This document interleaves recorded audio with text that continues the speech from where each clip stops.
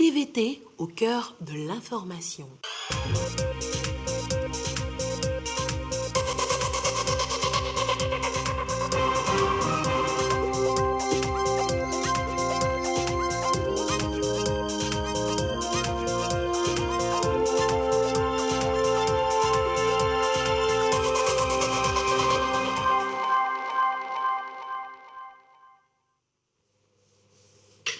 Le président de la République, Faure Eswazimana Singbe, séjourne depuis hier à Abuja. Il a pris part ce jour au 60e sommet des chefs d'État et de gouvernement de la CEDEAO. Plusieurs sujets étaient à l'ordre du jour, surtout la situation sociopolitique au Mali et en Guinée. Dans une communion d'esprit, le peuple togolais a rendu grâce à Dieu pour sa protection. La 9e édition de la Journée nationale de reconnaissance à Dieu a tenu toutes ses promesses. Le Sud-Soudan est dans l'eau. Une inondation a pris plus de 70% du pays. La population est déboussolée. Et pendant ce temps, aux États-Unis d'Amérique, plus de 80 personnes ont perdu la vie dans une tornade. Voilà pour le sommaire. Où que vous soyez, vous êtes en direct sur la télévision togolaise. Bonsoir, bienvenue dans cette édition. Ouverture ce dimanche à Abuja, au Nigeria, du 60e sommet ordinaire des chefs d'État et de gouvernement de la CEDEAO, où le chef de l'État, Faure Eswazimana Singbe, a pris activement part aux travaux. Les questions liées aux réformes pour plus de performance de l'institution sous-régionale ont été évoquées. Également à l'ordre du jour, la situation politique, sécuritaire et économique dans l'espace CEDEAO. Les chefs d'État ont examiné les rapports sur la situation politique au Mali et en Guinée. La pandémie au Covid-19 et l'accès aux vaccins ont été largement abordés. Nous reviendrons avec commentaires sur ce sujet et dans nos prochaines éditions. Et c'est hier, dans l'après-midi, que le président de la République, Faure Eswazimana Singbe, s'est rendu au Nigeria. Les images de son arrivée à Abuja avec Joseph Famega. C'est à Abuja, au Nigeria, que se tient ce jour le 60e sommet ordinaire des chefs d'État et de gouvernement de la CEDEAO. Le président de la République, Faure Eswazimana Singbe, est arrivé à l'aéroport international Nnamdi Azikiwe d'Abuja. Il reçoit tous les honneurs conformément à ses hautes fonctions.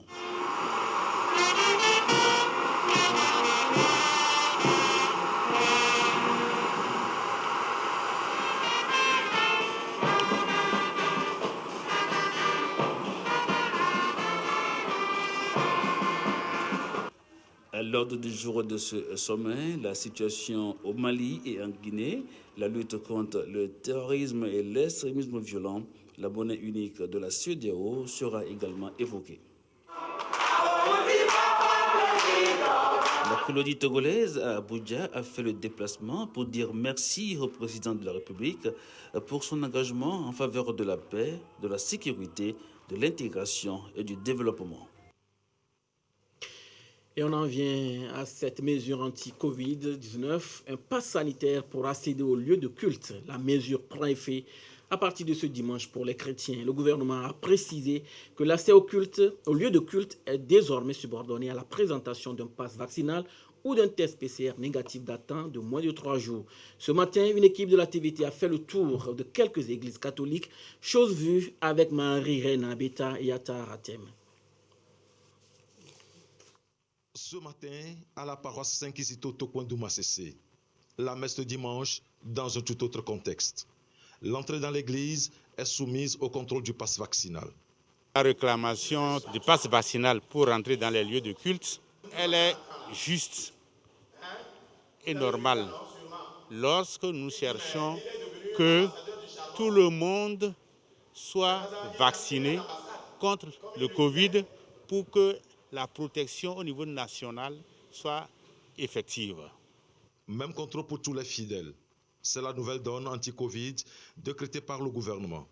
Une mesure pas toujours acceptée de tous les fidèles. Nous avons constaté que sur les lieux, effectivement, d'autres ont leur passe vaccinal, d'autres n'en ont pas. Ceux qui n'en ont pas, l'église ici, on n'a pas pu dire de ne pas rentrer avec la brigade anti-Covid qui sont sur les lieux depuis le premier culte ou la première messe. Ils ont eu pas mal de difficultés avec les représentants. En place et bien visible, des équipes vaccinales prêtes à vacciner les fidèles qui ne le sont pas encore. Volontiers, certains se montrent moins réticents. À l'intérieur, la distanciation sociale semble bien respectée. À l'extérieur, des bancs vides attendent. Certains fidèles ont fait demi-tour. Ce n'est pas le cas pour ce jeune à la cathédrale Sacré-Cœur de Jésus. Il est bien vacciné, mais pas de passe vaccinal. Juste un message qui atteste.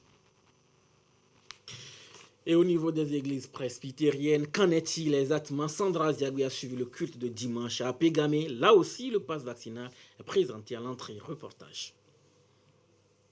Église évangélique presbytérienne à Pégamé. En cours le culte de dimanche.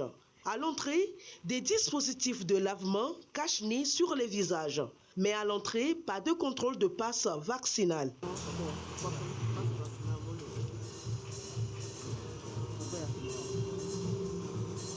À l'église presbytérienne du collège protestant, même constat. Rigueur sur les mesures barrières. Le cas pour ce fidèle interpellé par le service accueil.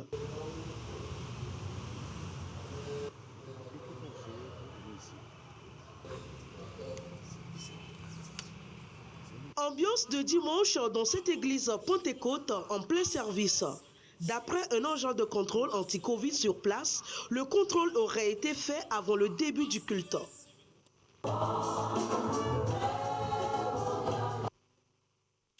Le peuple togolais a exalté le Seigneur cet après-midi. C'est à travers l'acte 9 de la journée nationale de reconnaissance à Dieu. Les fils et filles de la nation louaient Dieu pour ses bienfaits, sa bénédiction et sa main puissante sur le pays. Parmi eux, la chef du gouvernement Victoire Tomenga Dobé. L'état fort de l'événement avec Ramdan Bassina.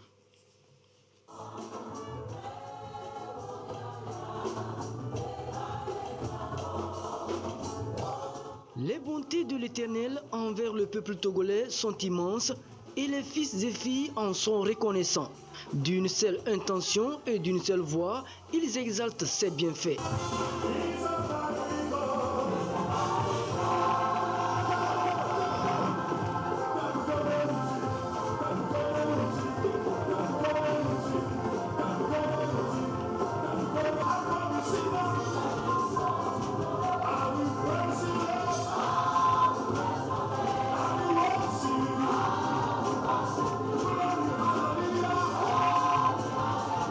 La chef du gouvernement a honoré de sa présence. Louanges et adorations ont marqué cette 9e édition de la Journée nationale de reconnaissance à Dieu. Le corps du Christ exalte ce Dieu pourvoyeur et protecteur pour plus de bénédictions sur la nation togolaise. Il exhorte aussi à plus d'actions de grâce. Cette année, nous la voulons pour la paix. Nous la voulons pour que vraiment cette pandémie qui sévit dans le monde entier soit détruite totalement. Que le Seigneur déverse sa grâce, que le Seigneur déverse sa paix, que le Seigneur déverse son amour dans cette nation. Voilà notre prière et voilà notre vœu. Et nous prions pour les autorités, que Dieu continue à les illuminer, à leur donner la sagesse, l'intelligence pour diriger cette nation dans l'unité, dans l'amour. Nous recommandons à ce que l'amour se répande partout. Chacun veille à la sécurité sanitaire, sécurité sociale, toutes les formes de sécurité. Nous sommes satisfaits, nous remercions Dieu. 9e édition, c'est aussi le renouvellement de l'alliance entre le Togo et Dieu. Comme un seul homme, sans distinction aucune, le Togo témoigne sa gratitude. Dans la vie de tous, les raisons ne manquent pas pour être présents à ce rendez-vous annuel. Pour la paix, la sécurité, le développement du pays, des prières d'intercession sont dites. Également à l'esprit, la pandémie du Covid-19, l'extrémisme violent. Le Togo aujourd'hui et demain, confié à l'Éternel.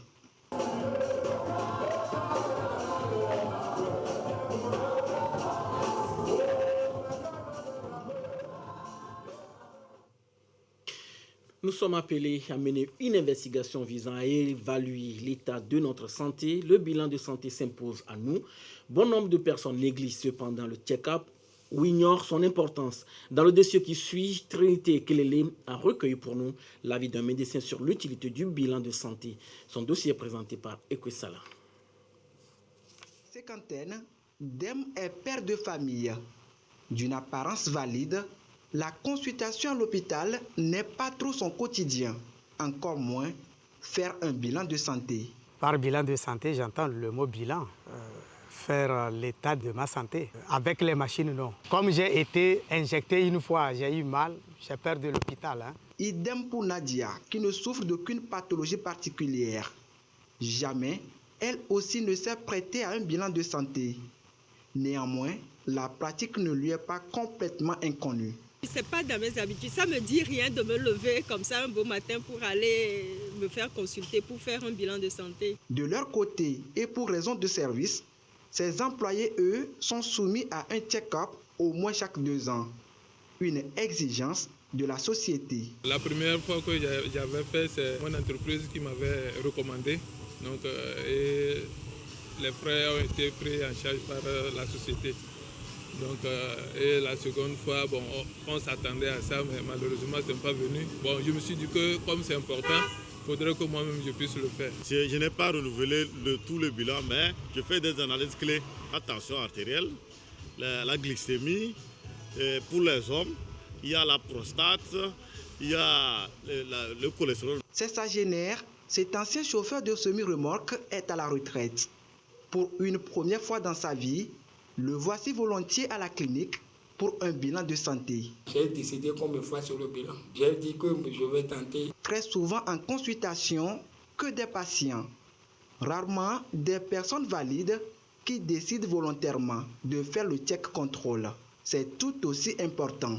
Lorsque vous êtes là et que vous ne savez pas ce qui se passe dans votre organisme, vous ne savez pas si un microbe est rentré dans votre organisme, vous ne savez pas si vous avez rencontré une bactérie quelque part, vous ne savez pas comment fonctionne votre foie, vous ne savez pas dans quel état se trouvent vos reins, vous ne savez pas comment fonctionne votre prostate, surtout chez les hommes, vous ne savez pas si vous portez déjà le virus de papillomavirus humain.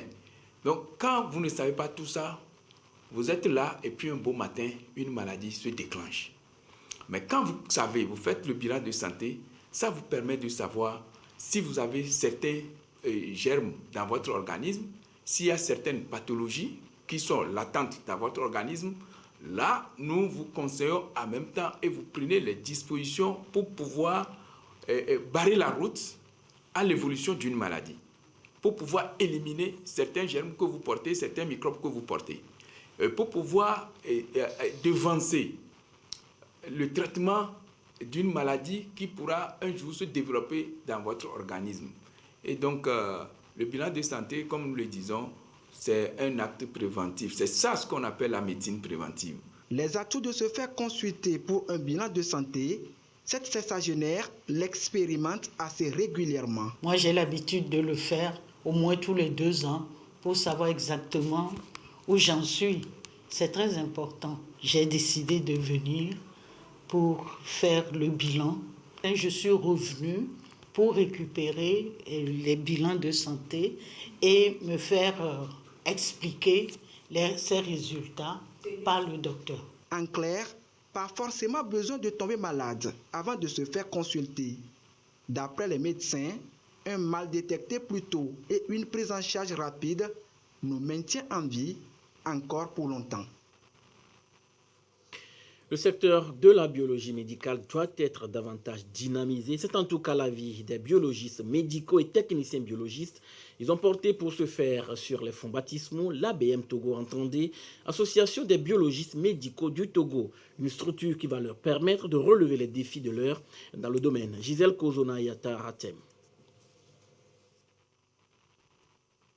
L'Association de la promotion des biologistes médicaux et l'Union des techniciens biologistes du Togo, c'est désormais la même famille. La fusion est actée depuis ce samedi. Un congrès national a décrété l'acte de naissance de cette union, baptisée désormais Association des biologistes médicaux du Togo, ABM Togo. Une mutualisation motivée par un objectif commun, promouvoir le secteur de la biologie médicale. La tâche incombe à un bureau de 11 membres. À sa tête, Kossi Kabo élu pour un mandat de 3 ans renouvelable une fois. Je suis fier en fait de réoccuper ce poste de président pour reprendre les charges. Mais nous connaissons très bien les différentes charges que nous attendent et c'est déjà une grande pression morale que nous endossons et ça nous interpellera donc à l'exercice et à une disponibilité sans faille. Dans le cadre du nouveau bureau, les activités sont énormes. Nous avons une priorité particulière par rapport à la vie de notre corporation. Donc rapidement, nous allons lancer les pourparlers avec les autorités sanitaires et administratives pour pouvoir collecter un ensemble de documents. Nous allons écrire un mémorandum pour revoir les activités sur le terrain. On peut être le meilleur biologiste au monde, mais si vous n'avez pas les bons équipements, les réactifs de qualité, vous ne pouvez jamais produire un résultat de bonne qualité. La biologie médicale, un domaine pas trop valorisé d'après le constat établi par le nouveau bureau. Un chantier à prioriser donc désormais. L'accent sera mis sur la formation des biologistes. L'entrepreneuriat jeune a le vent pour Togo. Beaucoup de structures l'accompagnent, notamment la NPGF. Elle a d'ailleurs organisé le concours Meilleur Projet Entrepreneurial. Et sur les 234 candidats, 6 ont pu tirer leur épingle du jeu. La NPGF veut faire de ses lauréats des références dans leur domaine d'intervention, mais de quelle manière? Aboza Dadja et Ramdan Massina. Ils sont 6 entrepreneurs primés par l'Agence nationale de promotion et de garantie de financement des petites et moyennes entreprises ANPGF. Le concours, lancé en août, a retenu 3 catégories différentes: émergence, entreprise et coup de cœur. Et ce sont les meilleurs projets qui sont démarqués. Le projet qui a valu ce prix, c'est un projet industriel de transformation du manioc en amidon qui est déjà opérationnel, dont nous avons rédigé au concours pour son renforcement de capacité. Mon projet, c'est des barres protéinées à base de céréales locales. L'idée m'est venue d'une problématique de santé publique. Donc, mes barres de céréales, ça résout un problème de grignotage. Et en même temps, ça met en valeur les céréales de chez nous, comme le souchet. La pertinence et l'innovation des plans d'affaires des lauréats ont beaucoup joué. La NPGF, à travers l'initiative de promouvoir l'excellence, mais aussi entend encourager les jeunes à entreprendre. Il faut le dire, ça n'a pas été facile. C'est à la suite d'un long parcours. Au départ, nous avons reçu 234 dossiers. Après sélection, qu'on a eu les 10, et parmi les 10, maintenant, on a eu ceux qui ont été récompensés ce soir. Je tiens vraiment à les féliciter, à les encourager. Vraiment, et à leur dire de mettre du sérieux dans ce qu'ils font. Pour ceux qui n'ont pas été retenus, je leur demande simplement de ne pas baisser les bras. Il faut se battre. Le concours du meilleur projet entrepreneurial de l'ANPGF va se poursuivre. La prochaine édition sera lancée d'ici quelques mois. Plusieurs jeunes investissent dans l'élevage. Nous allons ce soir parler des pintades. De quoi souffre concrètement le marché de la pintade? Nous sommes à Dapaon, dans la région des Savanes. La filière ne tient plus face à la demande et les spécialistes évoquent jusqu'à 80% de taux de mortalité des pintados. Du marché à la derme agro-Kantami, notre correspondant Gérard Lagoudou est allé aux nouvelles. Suivi.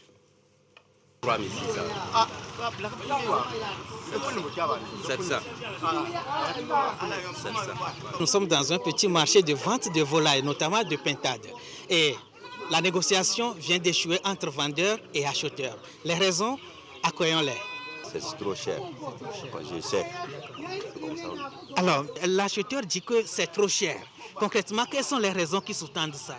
Nous aussi, on achète. Comment on achète chez le villageois? Ça n'atteint pas même le prix d'achat de nous. Les fermes de production peuvent mieux nous édifier. Bienvenue dans la ferme agro-Kantami à Korbongou, dans la commune de Tone 4. Constat, le taux de mortalité des pintados est très élevé ces dernières années, soit 80%. Difficile donc de répondre à la demande de plus en plus forte sur le marché. Pendant la saison des pluies, la température est basse. Donc, quand on sort les pintados, il faut pouvoir les maintenir dans un local qui doit tourner autour d'au moins 30 degrés. Si tel n'est pas le cas, vous allez perdre vos pintados. Il y a également l'hygiène. L'hygiène consistera à nettoyer tout ce qui est équipement, c'est-à-dire mangeoire et abreuvoir. Et il y a également un suivi sanitaire, un calendrier prophylactique qu'il faut suivre par rapport aux vaccins par rapport à certains médicaments qu'il faut distribuer. Mais le premier médicament reste la nourriture en quantité et en qualité. Étant donné qu'ils sont encore petits et qu'ils sont des êtres fragiles, l'organisme pour croître a besoin de beaucoup de protéines. Donc tout cet ensemble, les protéines, les minéraux, l'énergie sont, n'est-ce pas, calculés de 1 jour jusqu'à 14 jours. C'est les mêmes éléments qu'on utilise, mais la formule diffère. De 14 jours jusqu'à 8 semaines, c'est également les mêmes éléments, mais la formule diffère. Pour les adultes, c'est la même chose. Au moment de la ponte, si vous voulez que votre pintade vous donne des œufs, il y a également une formule appropriée qui permettra à votre pintade de vous donner des œufs. Si tout cet aspect-là, on le connaît, on le met en pratique, il n'y a pas de quoi ne pas avoir des résultats. Le gouvernement, à travers l'ICAT, l'ITRA et bien d'autres structures, s'est engagé ces dernières années aux côtés des producteurs. L'association Élevage et Solidarité des familles au Togo, en partenariat avec Élevage sans frontières section Afrique de l'Ouest, a également joué une part importante dans la chute du taux de mortalité, notamment des pintados, fruit du projet Ogre des Savanes, pour dire tout simplement promotion de la filière pintade. Merci Gérard Lagoudou. Le concept de handicap mieux enseigné au cadre de la CNDH, Commission nationale des droits de l'homme. Les experts en matière de promotion du droit des personnes handicapées ont échangé avec eux, histoire de permettre une meilleure prise en compte des questions de handicap dans les interventions de la CNDH, comme on peut le dire. Les personnes handicapées face aux difficultés en matière de respect des droits de l'homme. Le sujet reste encore d'actualité. Cette couche sociale souvent victime des violations de tout genre. Comment l'accompagner à sortir de cette vulnérabilité? La Commission nationale des droits de l'homme, CNDH, voudrait en faire une préoccupation majeure dans ses interventions. Mais encore, faut-il que le personnel de la dite institution se familiarise avec le concept de handicap? C'est d'abord de comprendre le handicap. Le handicap, c'est assez grand. Quand on parle de personnes handicapées, il y a beaucoup de variantes au niveau des personnes handicapées. Donc il faut connaître les spécificités de chaque catégorie de handicap. Il faut voir même comment nous percevons le handicap au niveau de la société. Donc il faut analyser tout ça, comment les personnes handicapées sont discriminées aujourd'hui dans la société et qu'est-ce qu'il faut faire justement pour limiter ces discriminations et permettre justement aux personnes handicapées qui ont des potentialités, à mieux les faire valoir. La CNDH a jugé bon de renforcer ses capacités en matière de handicap pour mieux améliorer ses interventions sur le terrain. Étant donné que c'est une spécificité, il faut avoir de la compétence, de la matière pour pouvoir aborder ces questions. L'éducation, la santé, l'accès au travail, voilà autant de droits auxquels aspirent les personnes handicapées pour leur épanouissement. Au Soudan du Sud, 70% du pays touché par des inondations. Ces intempéries ont significativement augmenté le nombre de personnes dans les camps de déplacés, mais l'eau continue toujours de monter. Au Soudan du Sud, des inondations ont touché près de 70% du pays. Dans le camp de personnes déplacées de Bentiu, leur impact est directement ressenti. Après de fortes pluies, le nombre de personnes résidentes a significativement augmenté. Certaines femmes partent le matin pour pêcher des poissons et les vendre afin d'avoir de la nourriture pour leur famille. Et elles se font piquer par des serpents et des insectes dangereux. On pensait que depuis la signature de paix, on allait rentrer pacifiquement si tout avait été mis en œuvre. Mais avec la situation actuelle où l'inondation est arrivée, le nombre de personnes dans le camp a augmenté avec celles qui viennent de villages extérieurs. On a très peur. On ne pense pas partir d'ici cette année à cause de l'augmentation des inondations. Le chef de la mission de l'ONU au Soudan du Sud s'est rendu sur place pour évaluer l'ampleur des dégâts et voir comment pallier la situation. Même au moment où nous parlons, l'eau continue de monter. Et ils disent maintenant que l'évaporation naturelle de l'eau prendra 15 ans. L'évaporation naturelle n'est donc pas une option. Nous allons devoir trouver un moyen de permettre aux gens de retourner à leur vie. Au nord du pays, On estime à 850 000 le nombre d'habitants touchés par ces inondations. Et pendant ce temps, des tornades destructrices ont frappé une partie des États-Unis d'Amérique, causant la mort d'au moins 83 personnes. L'une de ces tornades a parcouru plus de 400 km. Ces images amateurs ont été tournées à Mayfield, une ville de l'État du Kentucky dans le sud-est des États-Unis qui a été balayée par une violente tornade. Il y a des dizaines de morts et des dégâts considérables. Plusieurs comtés ont été dévastés, comme l'explique le gouverneur du Kentucky qui a déclaré l'état d'urgence. Il redoute un bilan humain particulièrement lourd. Nous pensons qu'il y a plus de 50 morts dans le seul état du Kentucky, dit-il. Mais il pourrait y avoir plus de 70, voire 100 vies perdues. D'autres États ont été touchés. Dans l'Illinois, un entrepôt du groupe Amazon s'est effondré, piégeant de nombreux employés. La situation sanitaire liée au Covid-19 se présente comme suit au Togo. Le nombre de cas confirmés est de 26 400. 11 nouveaux cas depuis hier. Le nombre de personnes guéries est de 25 945. 4 nouveaux guéris depuis hier. Le nombre de cas actifs est de 212. Le nombre de décès, malheureusement, de 243. Un communiqué rendu public par le ministre en charge de la Santé, professeur Moustapha Mijiawar. La reine de la beauté togolaise édition 2021, c'est bien Estelle Jacqueline Tossou. Elle a été élue hier au cours d'une soirée palpitante. Les 25 candidates ont essayé de séduire le jury qui n'a Dieu que pour la candidate numéro 24, étudiante en première année de droit. Aboza Dadja et Ramdan Bassina étaient hier à l'hôtel 2 février suivi. Jacqueline Adjo Tossou sur le toit de la beauté togolaise. Sur la tête de la candidate numéro 24 trône désormais la couronne de Miss Togo 2022. Pour l'élu, l'émotion est grande. Je suis très contente, pour ne pas dire que je suis émue. Je remercie le Tout-Puissant de m'avoir assistée. Je remercie aussi mes amis, ceux qui ne me connaissent pas mais qui m'ont soutenue. Et j'espère qu'ils seront avec moi parce que l'aventure, ça ne fait que commencer. Des 25 candidates, le jury a tranché, mais le public a aussi ses préférences. Moi, j'ai passé une très belle soirée. Tout s'est très bien passé. J'ai aimé. Ils n'ont pas pu prendre la candidate que j'ai choisie, mais c'est pas grave. Pour le choix de la Miss, le numéro 24, je ne m'y attendais pas parce que c'était pas mon choix. Mais bon, le jury a fait son travail. On ne peut rien.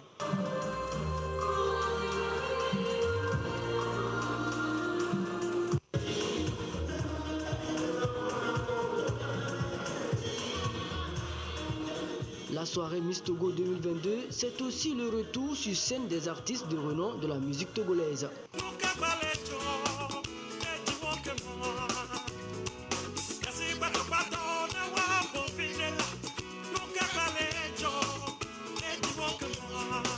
Une soirée bien rythmée avec des sonorités diverses. Un pari réussi pour l'organisation dans le respect des mesures anti-Covid. Mes impressions sont très bonnes, j'ai aimé, vous avez aimé certainement aussi par l'applaudissement du public à la fin. Vous savez, nous organisateurs, c'est la chose qui compte le plus pour nous. Nous avons eu la résilience nécessaire contre ce mal-là. Je crois que la reprise est là. Le comité est revenu, c'est le plus important. Cette cérémonie, loin d'être anodine, couronne non seulement la plus belle femme de notre cher pays, mais aussi élit une ambassadrice de la culture togolaise et met un focus sur la destination 228. Pour Mademoiselle Tossou, c'est maintenant que la vie VIP Miss commence avec des cadeaux qui font pâlir d'envie. Fin de cette édition. Merci de nous avoir suivis. Restez avec nous sur la TVT, la première. Croyez au meilleur. Gardez toujours le sourire, quoi qu'il arrive. Excellente nuit à tous.